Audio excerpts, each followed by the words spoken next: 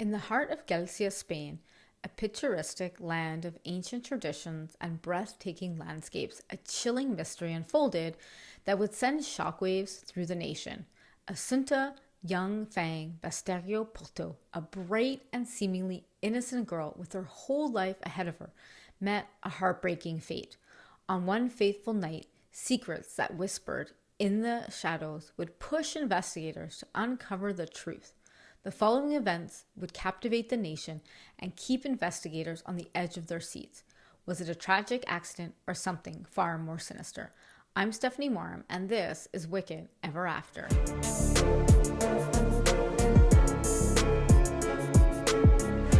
Please consider subscribing to my channel and liking this episode. I appreciate your support. Just a friendly reminder, I have Invisalign and I am struggling with the pronunciation of some words, so please bear with me throughout the video. Our story begins in Galicia, Spain, where we find married couple Alfonso Basterra and Rosario Porto. Alfonso, a native of Bilbao, was a freelance journalist, and Rosario was a lawyer from Santiago de Compostela in northern Spain.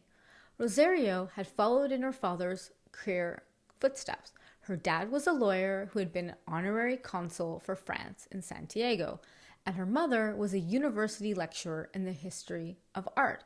She came from a highly successful family. Alfonso and Rosario met in 1990 and later married in 1996.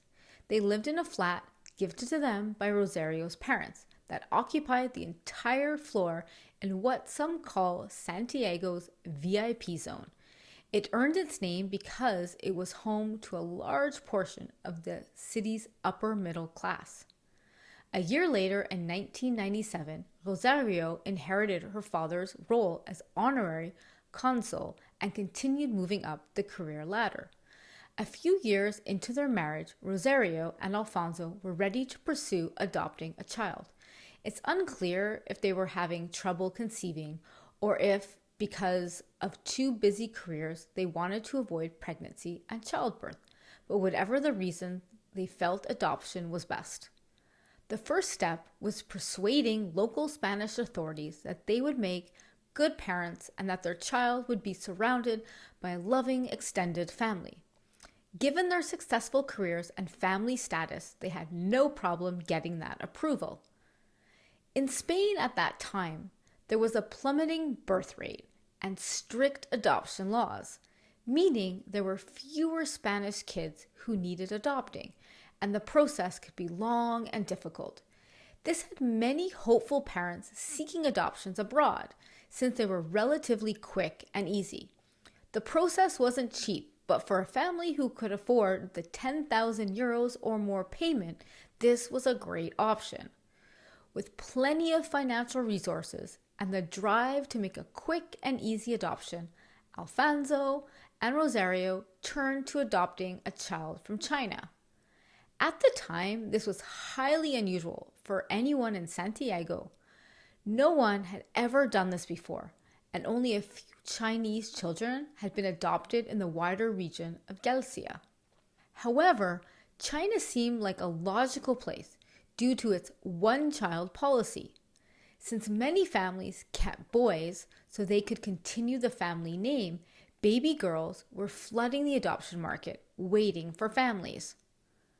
While adopting from China at the time was unusual, it seems that Alfonso and Rosario started somewhat of a new norm, because by 2004, Spain would rank second in the world for foreign adoptions, behind only the United States. In 2005, adoption of Chinese children peaked at 2,750, and of those children, 95% were girls, due to the importance of having sons in China. After gaining approval and being matched with a Chinese child, Rosario and Alfonso were on the plane headed to China in June of 2001.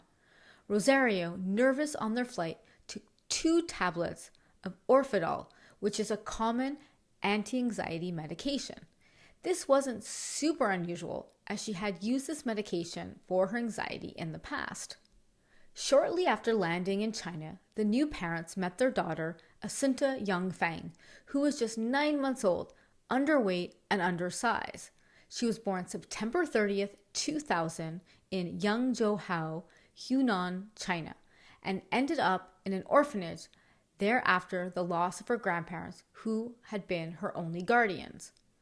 Alfonso and Rosario were in China for about 2 weeks, getting to know their new daughter, weeding their way through red tape, and making sure all the appropriate paperwork and payments were up to date before heading back home.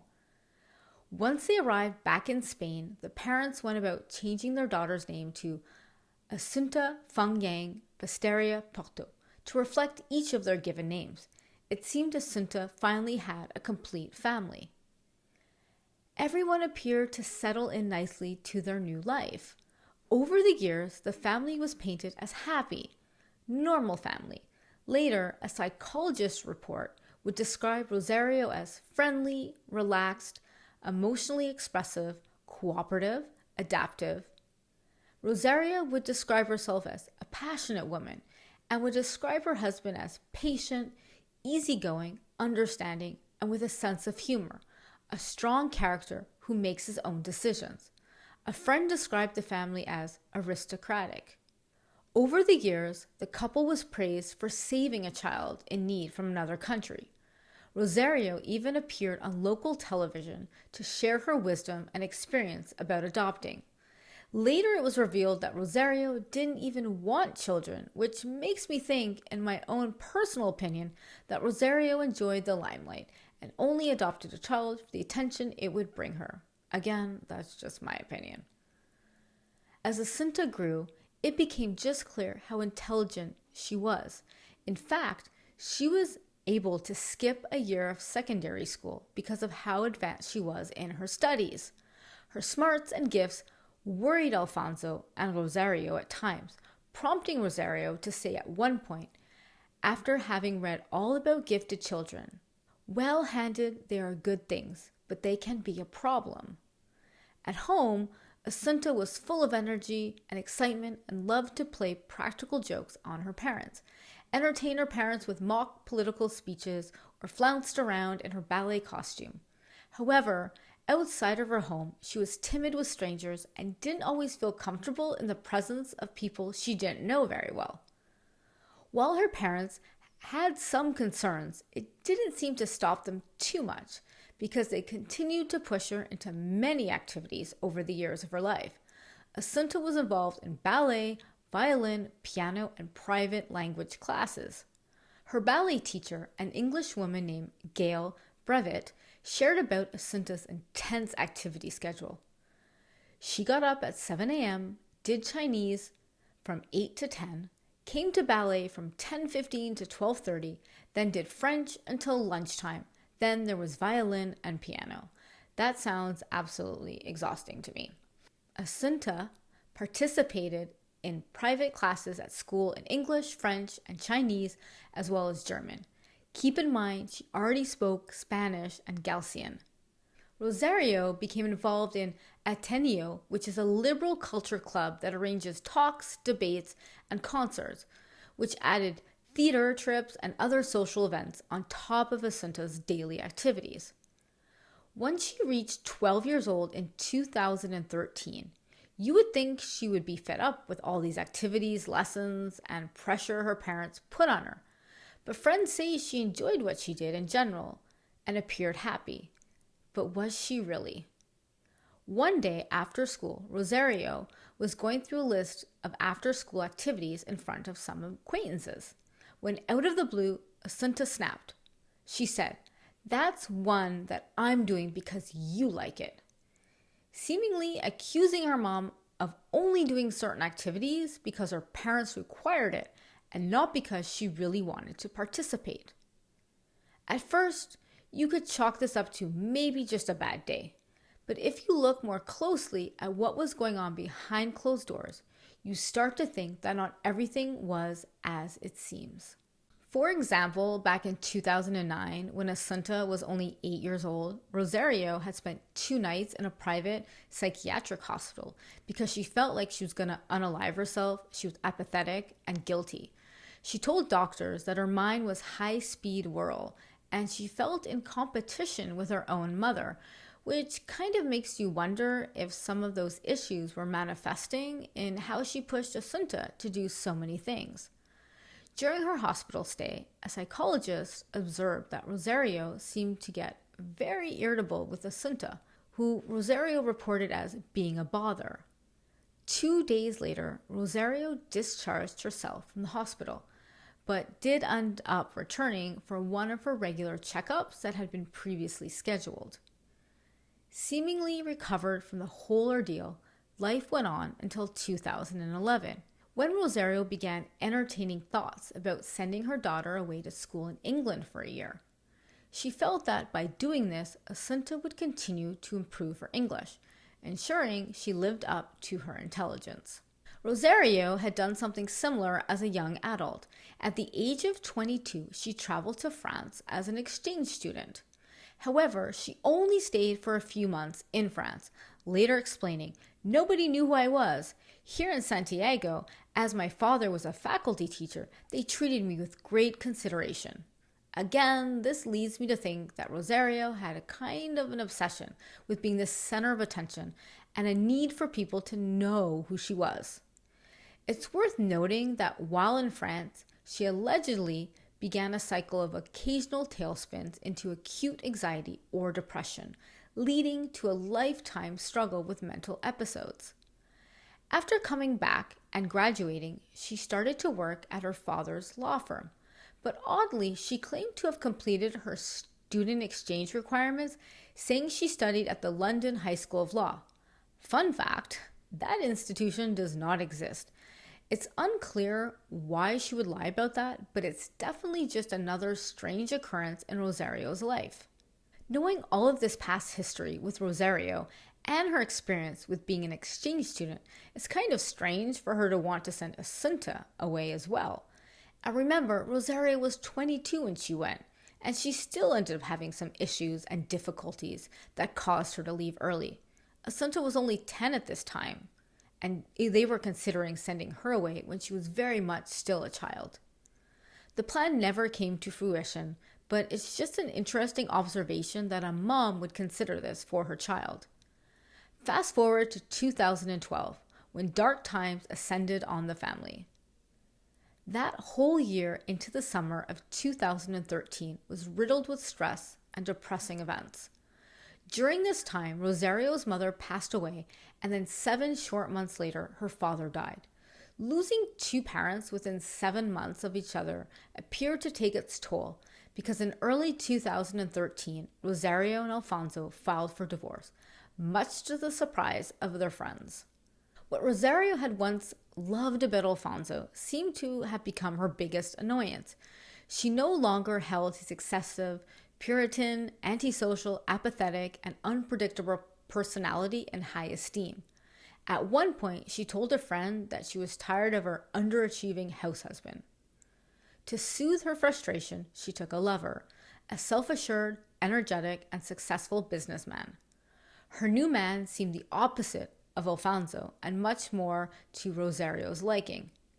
Rosario attempted to keep the affair private, but one day, after rummaging through Rosario's email, Alfonso discovered his wife was having an affair, and soon after, the marriage crumbled. Alfonso moved away, staying with relatives in Basque County, but ultimately ended up returning 3 weeks later, settling down in a tiny apartment around the corner from the home he had once shared with Rosario and Asunta. His justification for getting an apartment so close to Rosario was that he wanted to see Asunta grow up happy. That's it.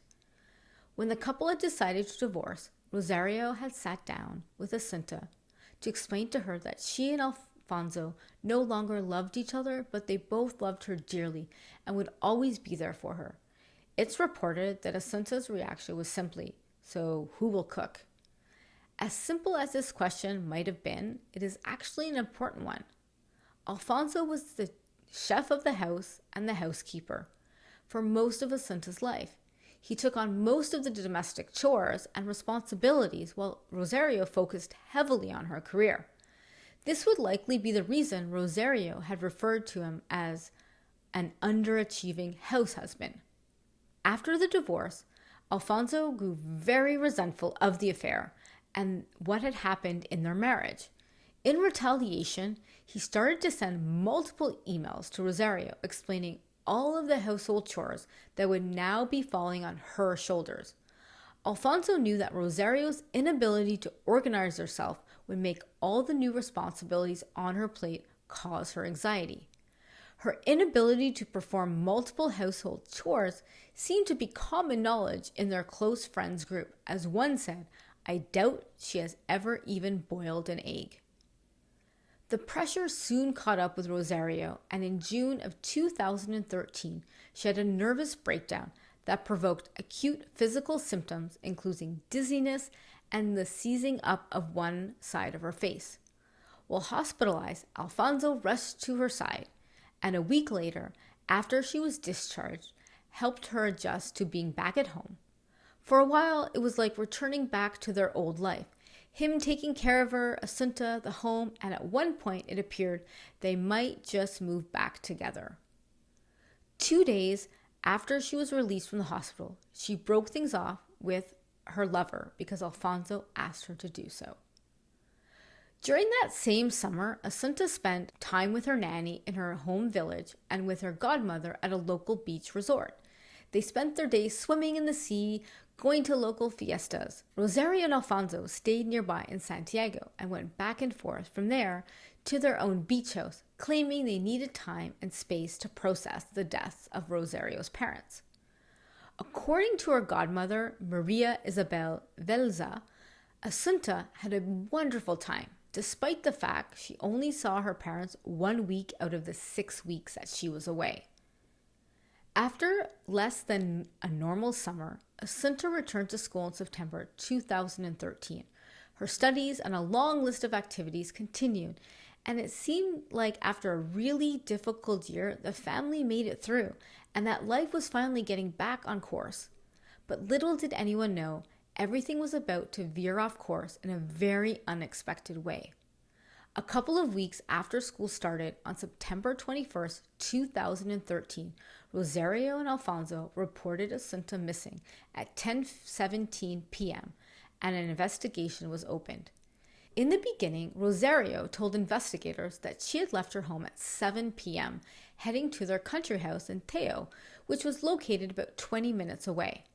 And after returning a few hours later, Asunta was gone. She said she had called Alfonso and many of Asunta's friends to see if anyone had seen her. Having the last known location and a timeline, investigators immediately went to review traffic and business cameras near Asunta's home, hoping to gain information on if she had been picked up or ventured out on her own, etc. The cameras contained a ton of information. It appeared that Asunta left home around 1:55 p.m. and was caught on camera at 2 p.m. with her father at the bank. Later, she was seen eating with her father, which would refute Rosario's claim that Asunta was home alone. About 3 hours later, at 4:49 p.m., Alfonso's mobile registers a call from his apartment. And at 5:21 p.m., the same camera that caught her at the bank now records Asunta again, this time walking to her mother's apartment. Around 6:12 p.m., Rosario enters the garage of the home, and a few minutes later, Asunta, seen by acquaintances with her father near her mother's apartment. Now here's where things get even more interesting. Remember, Rosario had reported that Asunta was gone when she got home, but 10 minutes after Rosario entered the garage, she's seen in the car with Asunta, which contradicts her original story. Once she's confronted with the camera footage by police, Rosario then rushes to change her story, this time saying that actually Asunta had briefly gone with her to the country house, but that Asunta wanted to do homework, so Rosario had taken her back home. She then claimed she went to a sporting goods store to buy an item for Asunta's ballet class, but decided to not go in after realizing she had left her purse at the country home. She said she then returned to the country house to retrieve her purse. then went to a gas station to fill up her car with gas, but ended up not doing so because she didn't have her discount card. This was quite the explanation, filled with a series of unfortunate events that just didn't seem super plausible. While continuously tracking Asunta's steps through cameras, they saw that the house alarm at the country home was disconnected at 6:35 p.m. and that Rosario's phone connected to the internet around 7:30 p.m. What's weird is that both Alfonso and Rosario's phones had been shut off for about an hour and untraceable before it connected to the internet again at 7:30 p.m. Seems odd, two parents would both have their phones off and completely untraceable during the hours their daughter was unaccounted for. Hours passed, and while investigators were trying to figure out where Asunta was, Alfredo, Belsa, and a friend left a bar in the village of Freos and drove down a broad track. A few miles into the drive, Alfredo saw something strange in his headlights. He initially thought it was a scarecrow, but decided to pull over for a closer look. As he made his way towards the strange sight, it quickly became apparent it wasn't a scarecrow at all. It was actually a human body. Near the side of the road laid a barefoot girl on a bed of fallen pine needles. She was dressed in mud-stained gray sweatpants and had one arm half inside a matching top and a white t-shirt pulled above her stomach. The other arm was curled up to her shoulder, and a large wet stain ran around her crotch, while a small amount of blood mucus was under her nose. The men instantly felt for a pulse, but there was none. Asunta Yong Fang Basterra Porto's body was found at 1 a.m., 10 days short of her 13th birthday, confirming investigators' worst fears. With the body now recovered, police were able to pinpoint that Asunta's time of death was between 7 and 8 p.m., the same time her parents' phones were turned off. While Rosario's phone had come back on around 7:40, Alfonso's didn't register as being back online until closer to 9 p.m. About 5 minutes after Alfonso's phone was turned back on, the house alarm to the country house is reconnected, and Rosario is seen by neighbors leaving the house alone, Asunta nowhere to be seen. About that same time, Alfonso is seen in front of the bank again, and 5 minutes later, Asunta's cell phone makes a connection near the location of her father. That's weird. It would be 1.5 more hours before Rosario and Alfonso report Asunta missing. In a shocking twist, 2 days after the discovery of Asunta's body, Rosario was arrested and charged with homicide. 1 day later, Alfonso was also arrested. So what happened here, and why were Asunta's parents accused of killing the daughter they had promised to love, protect, and cherish, always? During the investigation, several things were revealed. Prior to her death, on the morning of July 5th, 2013, Asunta sent a WhatsApp message to a close friend typing, "I'm very nervous. They tried to kill me." She went on to say that her parents kept giving her white powder, and this wasn't the first time she had said something about the white powder. Reportedly, she had told her music teacher something similar about her parents giving her white powder. The same day the WhatsApp message was sent, Alfonso purchased 50 doses of Orfidal. Remember what that was? It was the same medication Rosario was taking on the plane to meet her daughter years and years ago, and continued to take periodically to help her with her anxiety. Once Asunta was back in school, teachers reported that they often saw her half asleep in classes, saying it did seem like she had been drugged. After the autopsy was completed, it was confirmed that she had been consistently drugged with Orfidal over a long period of time, and that she had absorbed large quantities of it on the night that she was killed. In response to this, Rosario claimed that Asunta took very strong medication for asthma and other allergies, but her pediatrician told investigators that she didn't suffer from any of those conditions. Nice try. Shortly after Asunta's body had been discovered, Rosario accompanied investigators to the country home. With Rosario present, this allowed them to skip having to get a warrant for a search since she had given them permission. However, there was one stipulation. She was told not to touch anything since the house might be a possible crime scene. However, unable to follow directions, Rosario told police that she needed to use the bathroom shortly after arriving at the house. Investigators, being well seasoned in the antics of criminals, waited a few seconds before following her footsteps upstairs, where they found her attempting to retrieve contents of a trash can in the bedroom. The item she was attempting to retrieve was the same type of orange rope that Asunta's limbs had been tied with when her body was found. Between that incident, the camera footage, and the evidence from the autopsy, investigators had enough to arrest Rosario. As they continued their investigation, they concluded that at barely 4 feet 8 inches tall, Rosario would have had trouble lifting Asunta's corpse and laying it nearby the roadside without leaving drag marks, which is why they ultimately arrested Alfonso as well. After their arrest, Alfonso was put in a cell next to Rosario, which was only separated by a flimsy partition, allowing them to speak, while they were secretly being recorded on video. Hours of video were recorded, but they didn't lead to much. No admission of guilt or any other evidence that could be used against them was gathered. The video did catch Rosario saying multiple times, "Look what trouble your overheated imagination has got us into," almost implying that she thought the entire crime was his idea. The recordings revealed something else rather unexpected.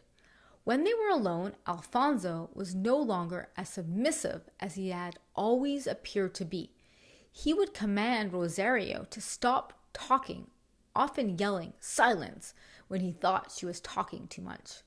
Investigators deemed this as a surprise, stating, "It seems they took it in turns to be dominant.